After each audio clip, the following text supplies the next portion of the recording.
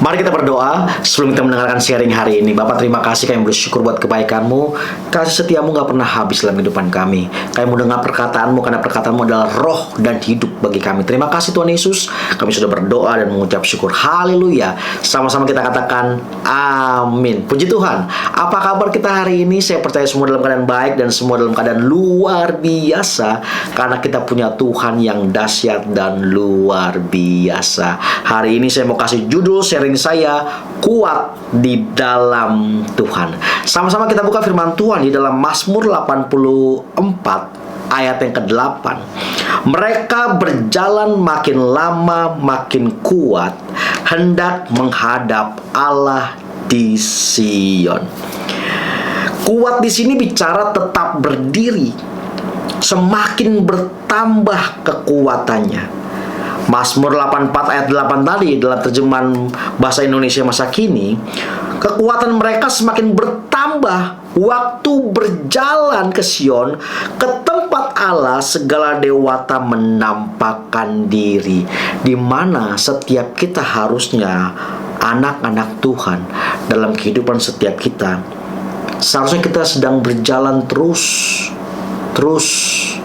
dan kekuatan kita semakin bertambah kalau kita taruh kekuatan kita di dalam Tuhan. Waktu berjalan di sini bicara di mana setiap kita sedang berjalan dalam perjalanan hidup.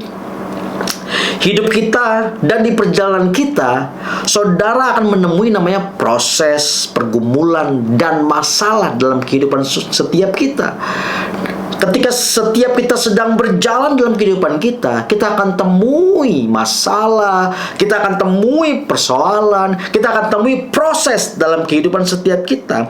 Seharusnya kalau setiap kita kuat di dalam Tuhan, semua hal yang terjadi dalam kehidupan setiap kita yang saudara dan saya temui di perjalanan hidup kita, itu tidak akan membuat setiap kita menjadi lemah, tetapi seharusnya kita semakin kuat, dan semakin kuat karena kekuatan kita di dalam Tuhan.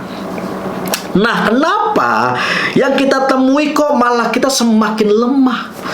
Semakin lemah dan semakin lemah, bahkan ada yang meninggalkan Tuhan karena di perjalanan hidup mereka bertemu sama yang namanya tadi itu proses, masalah. Mereka enggan dengan itu, enggan dengan proses, enggan dengan masalah. Masa ikut Tuhan ada proses, masa ikut Tuhan harus ada masalah? Padahal sesungguhnya keadaan-keadaan itu seharusnya menjadikan mereka tetap kuat di dalam Tuhan, karena itu mendewasakan setiap kita, orang-orang yang mengandalkan dan berharap kepada Tuhan, yang kekuatannya di dalam Tuhan. Jangan kita semakin lemah, dan kita meninggalkan Tuhan. Yang iblis takuti dari setiap kita adalah kita kuat di dalam Tuhan. Ada 3 hal yang kita pelajari hari ini untuk supaya kita tetap kuat di dalam Tuhan. Yang pertama, sadar diri. Jangan sok tahu. Sadar diri kita terbatas. Kita nggak bisa apa-apa di luar Tuhan.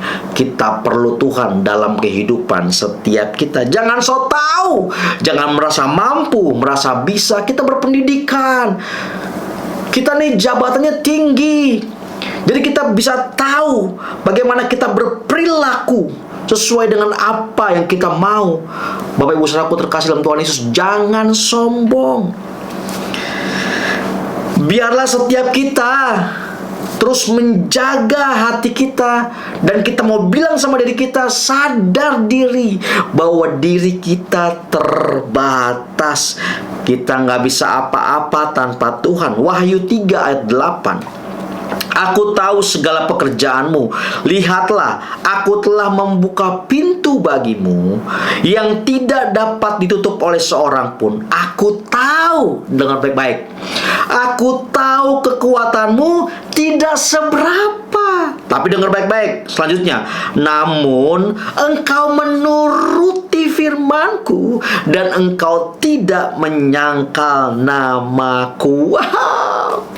Bapak Ibu Saudara pun terkasih dalam Tuhan Yesus, Tuhan tahu kekuatan kita nggak seberapa, tapi karena kita nurut, kita taat, itu yang menjadi kekuatan kita di dalam Tuhan. Sehingga Tuhan yang sanggup membuka pintu yang tidak dapat ditutup oleh seorang pun. Orang yang sadar akan dirinya tidak akan menghakimi orang lain. Orang yang sadar akan dirinya, orang itu tidak akan gampang untuk berkata jahat terhadap orang lain. Orang yang sadar akan dirinya, bahwa dirinya terbatas, orang itu akan gampang untuk mengampuni. Makanya orang kalau nggak sadar dirinya, kalau lagi marah, lu nggak tahu siapa gue, sampai dia bilang begini, gue juga nggak tahu siapa gue. Itu orang jangan so tahu. Sadar diri kita terbatas. Kita hidup ada sampai hari ini, itu anugerah yang Tuhan kasih buat setiap kita. Yang kedua, sadar batas. Sama-sama katakan dengan saya, sadar batas. Nah, tsunami itu bisa terjadi karena apa?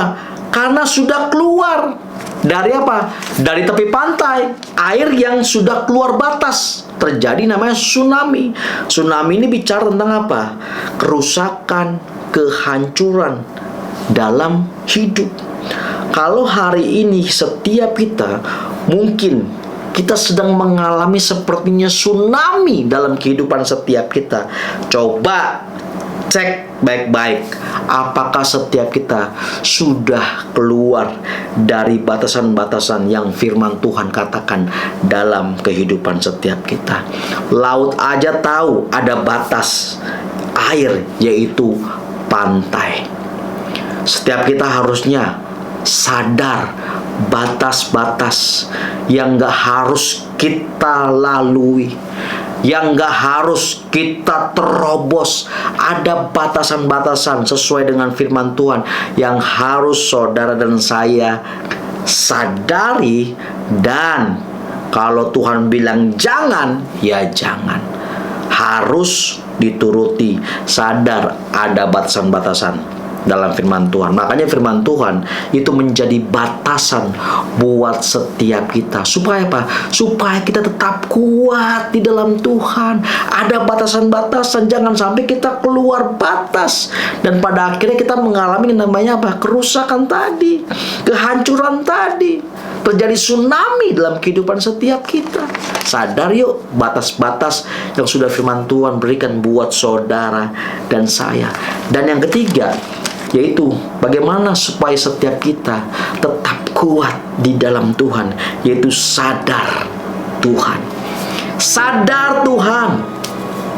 4 kerajaan termegah dan terbesar, kerajaan Mesir, Babilonia, Media Persia, dan Yunani.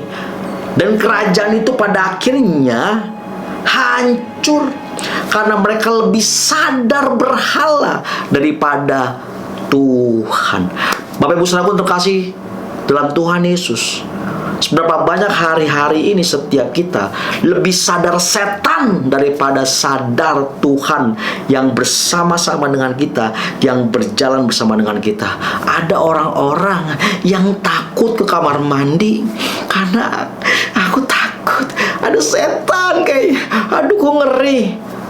Berapa banyak orang yang sadar setan, tapi orang gak sadar Tuhan, bahwa Tuhan menyertai kehidupan setiap kita.